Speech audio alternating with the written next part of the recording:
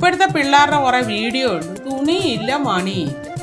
മണിയോ? Reach ആകാൻ വേണ്ടിട്ട് എന്തൊക്കെയാ ചെയ്യുന്നത്. ശരിയാ, നമുക്ക് നമ്മുടെ സംസ്കാരം ഇല്ലയോ? എന്താ രജിത്തെ ബാങ്കിൽ നീ സമയത്ത്?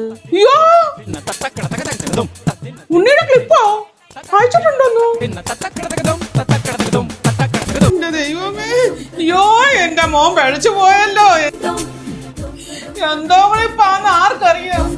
ഏത് വീഡിയോയാ?